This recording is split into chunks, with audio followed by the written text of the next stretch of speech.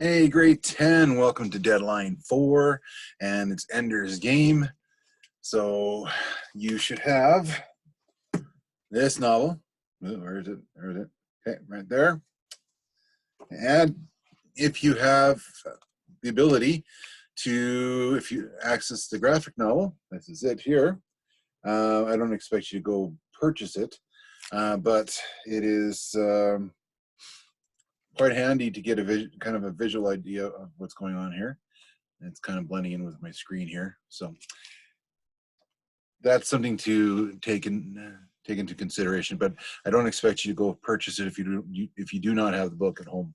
So there is an audio book on the Google Classroom link, and so check that out. If you have the Audible download that I gave you, then great. If you have Audible accounts, then you can certainly get that Audible or audiobook through Audible.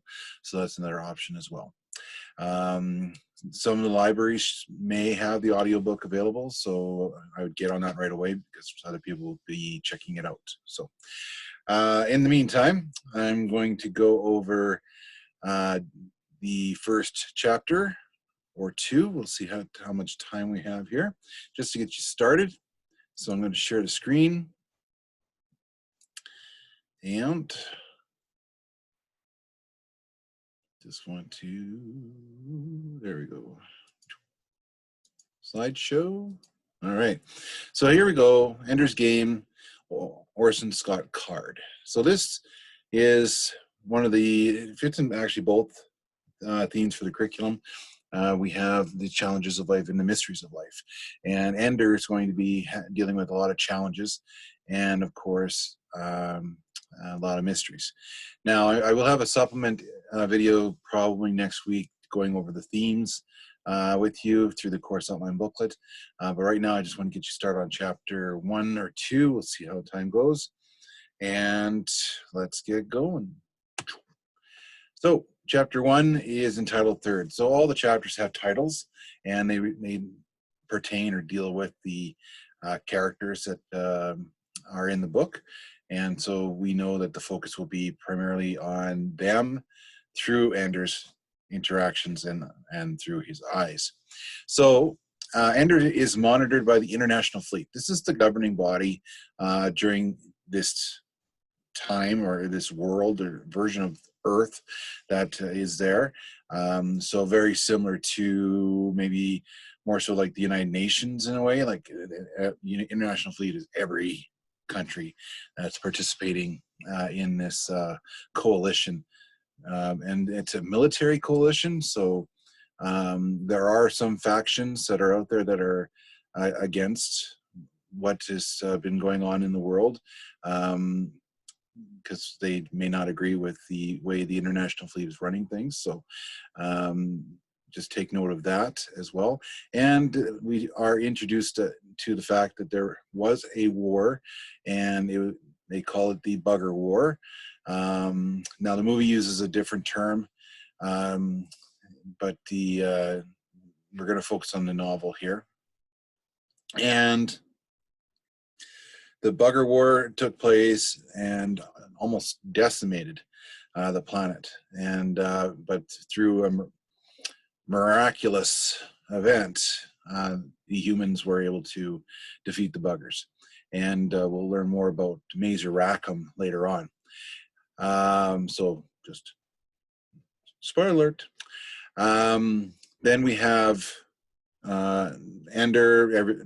All children are monitored up to a certain age and by the government, and they are being monitored for a purpose, and the purpose of that is to get the right people for the next battle that the International Fleet intends on fighting. Like they believe there's going to be another battle, so they're using that as propaganda, as a form of controlling the population. So they train these kids, they monitor the kids, and they try to get the kids to train accordingly so that they can fight this battle. Now, why children? Why are children being used? well, for one thing, it's easier for children to adapt to new situations, new environments, and things like that compared to adults. Adults are fixed. They can change in time, but not right away. It takes a little bit of time for adults to adjust to change. Sometimes they don't change because, again, they're fixed. So if you look at any adult, different generations, of course, you may see that one generation may be fixed entirely, and they will not be changing their ways or their beliefs or whatever the case to meet the current standard that is in place in the world today. Is that a bad thing? No, because they were brought up in this fashion. This is how they developed over the years. This is who they are today.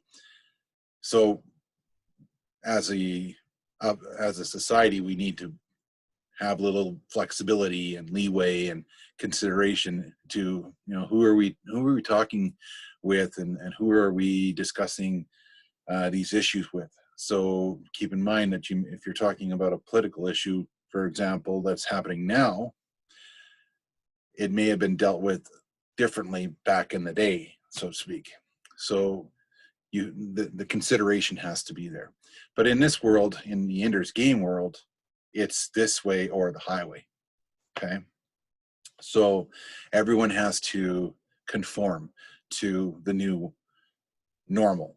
And if we use our current events today with the COVID-19, we are entering a new normal. So self-distancing, cleanliness, stuff like that, things that are going to adjust, we're going to have to adjust to in order to move forward. So, and where does it go from there? We don't know, but it all depends on us as a citizen, and whether or not we are going to help the situation instead of hinder it.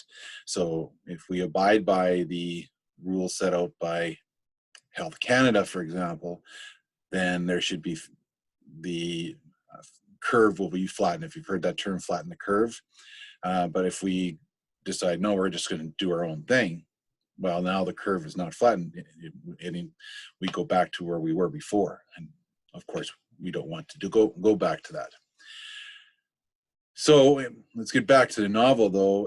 Everything's about this family, Ender's family anyways, and specifically his family, is recorded for a purpose. There's something about this family that the government is intrigued by. They want to find out which one of the three children will be their savior, so to speak, for this upcoming battle. And so, is it Valentine? Is it Peter? Is it Ender? Now, in this world, there's population control, only 2 children per family, but some families can apply for a third child, hence the title Third. And the catch, though, is that the government owns that child. Yes, they belong to that family, but the government owns it. And we'll find out how that becomes a sticking point later on. So, what purpose for all the information that's being recorded, we don't know yet. Ender's personal monitor is removed after being left in longer than regular individuals. If you used the Matrix as an example, Neo is a character that is very similar. He was jacked in to the system, and then he was brought out. Now, same thing happens to Ender. He's jacked into the system, so they're monitoring everything he does, how he thinks, and how he does things, how he responds to things, those kind of things. So Ender knows adults lie when they are uncomfortable or uncertain. Okay, so Ender is uncertain how the removal of his monitor will affect him in society. Will he be further ostracized as he is already as a third? Okay, so keep that in mind. Ender is designated as the third child in a society where only 2 children are allowed. Permission is required to have a third child as part of population control. Stilson is a bully. He challenges Ender's place in society. Ender beats him up badly to send a message as to not mess with him. And I'm going to put foreshadowing here. So pay very close attention to why Ender goes to that extent to take on Stilson. Like, why is it necessary to do what he did to Stilson?